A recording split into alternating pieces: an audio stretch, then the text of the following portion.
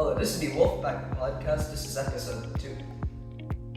And these are the members of half of the full West Cluster teams. My name is Jasper and I'm from Rice River Cloud Robotics on 1472.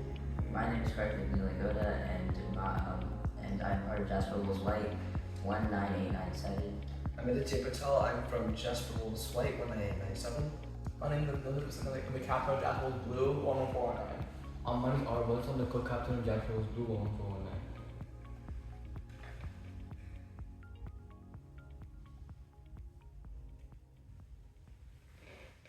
So right now we're going to be talking about some thoughts. Last week me and I shared some thoughts, but we'd like to hear the sophomores' thoughts because they're our seniors.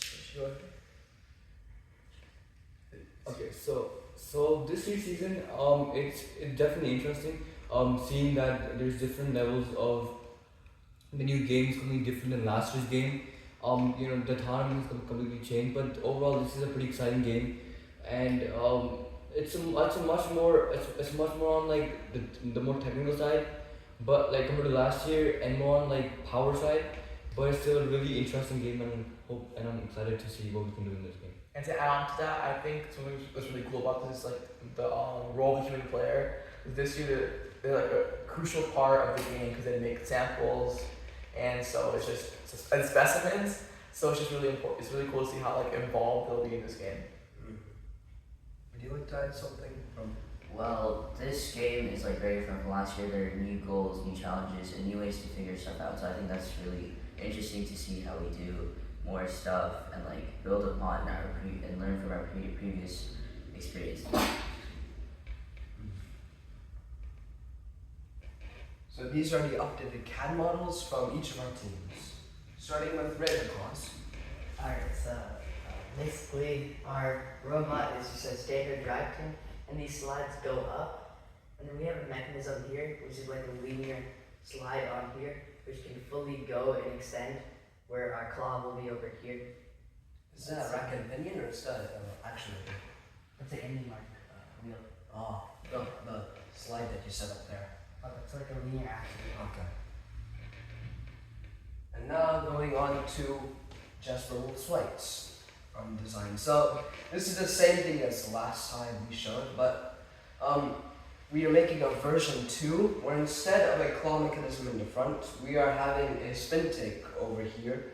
It's the same mechanism with the rack and pinion, except it's in the center attached to that slide bracket. And instead of this claw-like mechanism, it's just going to be 1.5 inch intake boot wheels that spin each of the samples into a gun. And then we also, if you recall this from last time, we made some changes and we printed it out very recently. So this is our prototype claw, which will help grab specimens off of the wall. This mechanism is designed just to grab specimens off the wall that's hooked onto it. And the intake mechanism that I explained before is to get samples out of the submersible zone and put it into observation deck or to put it into one of the backstories. And these are just some pictures that we took yesterday. And now moving on to Jasper Wolves Blues CAD. Okay. So this is our version 1 of our CAD model, and so this year I took some inspiration from the Google the robot in 3 days. We're going to intake. So this year we have a spinning intake, which is powered by wheels with their edge cut off. And that allows the sample to be easily picked up and secured in place. And we also have a two linear slide extension on each side, which is powered by a servo linkage, which you can see here. And it's all connected to 2 axon servos that are mounted to our linear slides. And so this will allow us to easily reach into the submersible and score into the high basket and score specimens onto the rungs, along with hanging with those hooks on the end. That's cool. I agree. So now on to the coding update and plan from each of our teams. We're going to start with Ravenclaw Robotics. So we've already made our basic drive code that will be autonomously made later in the season since our robot hasn't been built. But we want to use this application called Roadrunner, which makes more accurate turns on the robot, which is better for autonomous since it has more accuracy. Now, Aditya will share his thoughts. Yeah. So we actually have so at the beginning of the season I told some of the coders that you guys should make a sample code that overviews based on the CAD model that we created. And so they created a full teleop, I know that for sure. This code has the servo stuff which we commented out because last meeting we were testing the drivetrain. But the code is done, we just have to fine tune it for the basics. Oh, it's a continuous servo, or oh, we have to make it based on position and all. Yeah. And now we will move on to Jasper Pool's board. Okay, so right now we don't have our full autonomous code for this season, but we do have our full teleop code for this season, and also we're still working on autonomous code. But this was last year's autonomous code, which is using all spline paths, and it was using Roadrunner, and it was one of the most accurate autonomous on in the state championship. So this year we're following a similar strategy, still using all spline paths. We're trying to make it much more faster and much more accurate. So it follows the paths for picking up the specimen and putting it in the basket. So we're still using inspiration from our last year's code, but this year trying to improve on it and learn different techniques and new techniques of Roadrunner, so we can make it faster, more accurate, and overall better autonomous.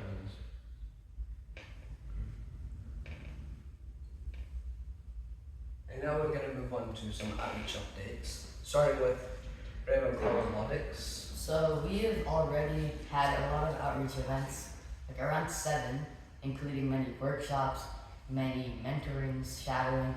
We have had a lot of that, but we have also planned out around 20 outreach events that we'll implement in the future, including talking at local libraries, our school libraries, mentoring other FLL teams. But on the note of mentoring, currently we're mentoring the FLL team of Rice Middle School, which is our home school, SCAGS, and we're also mentoring the Armstrong FLL team. And for sponsors, we have TI, L3 Harris from last year, and we also have the Plano ISD education system that automatically grants all Plano teams, and we have our local school mentoring, or sponsoring us. That's really nice. You guys got a good start on outreach events. Yeah. So currently we were planning on some outreach events, making some drafts. Outreach team is creating a pile of outreach events, and Karthik will talk somewhat about what sponsors we have. Next week we'll go more into depth on who they are and what events we've done so far. Okay, so far we have most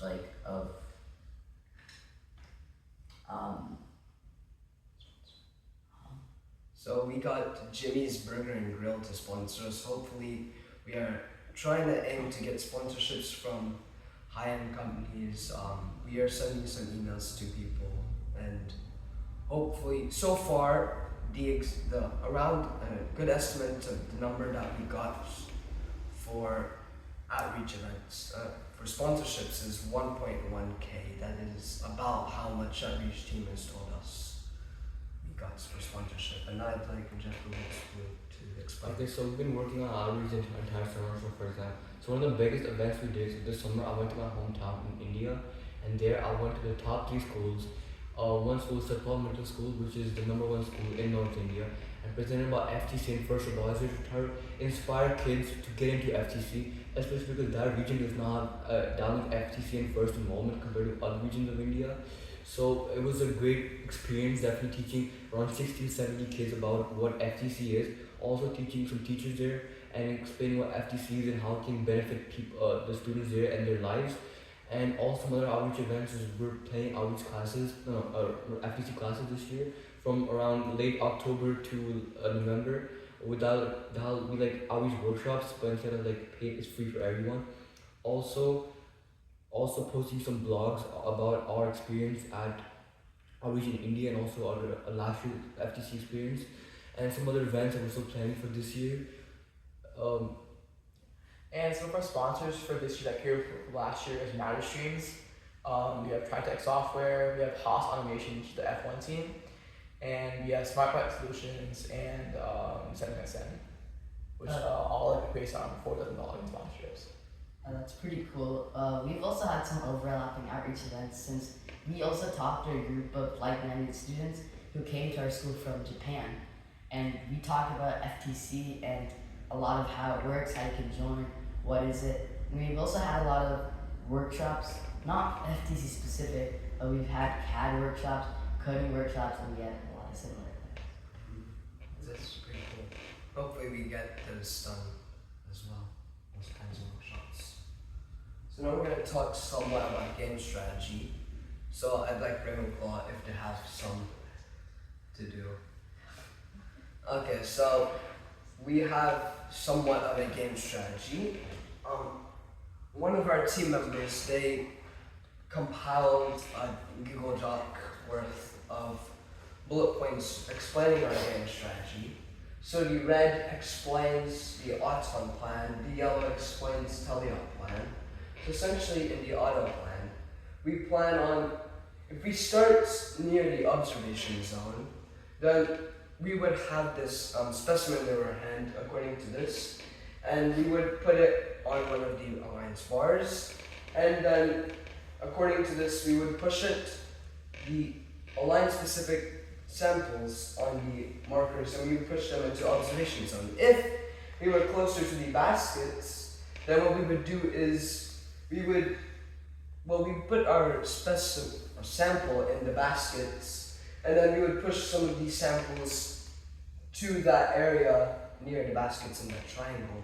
And then for teleop plan, we would get to sample, and based on the color, if it's yellow, then we would put it into the baskets. If it's a line specific, then you would take it to observation zone to then become a specimen, so that we can then take it and put it on the bars. And now I'd like Jasper to explain some of their game strategy. Okay, so that's our last year strategy, but this year's strategy, for autonomous, what we're thinking is first we're gonna preload a specimen on our robot, and then autonomous can navigate to the area, put the specimen in, and then pick up either the yellow or the line specific colors and drop them in the baskets for now. But later on, once we advance our autonomous further, we're going to go in this merciful, pick up samples from there, and also drop it in the high bucket. And then for teleop, our strategy is to rush the yellow samples first as they're alliance neutral. So if we rush them, it's gonna be we're gonna have more like sample at our hand to the bucket, and then once we're finished, once the bucket is full, we're going to use this samples, turn them into specimens, and put them in the in the bars. Alright, that's pretty cool. And then for endgame this year, so far we've been focusing on level 2 hang, not level 3, because that's a bit too advanced for now. Yes. It's very interesting. Yeah, so as for our game strategy, I've gone over more about it last podcast, which you can also watch on our YouTube channels.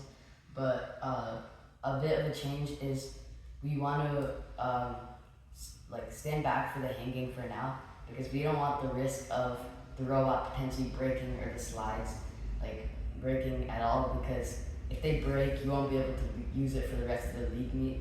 And I know most teams won't be doing it in the first league meet, but we will try to implement the second or third league meet. Yes, so to add on to what both teams said, what we were planning was we would initially, not based on our CAD model, but our CAD model is like for the far end where we go for level 2 ascent as well, but we're gonna, level 3 ascent, sorry. But we're gonna try to first accomplish level 2 ascent, which is hanging off of that first bar. And then probably after second league meet, we're gonna try to make a mechanism that can shoot for the level 3 ascent. That's cool. And then this is just the field.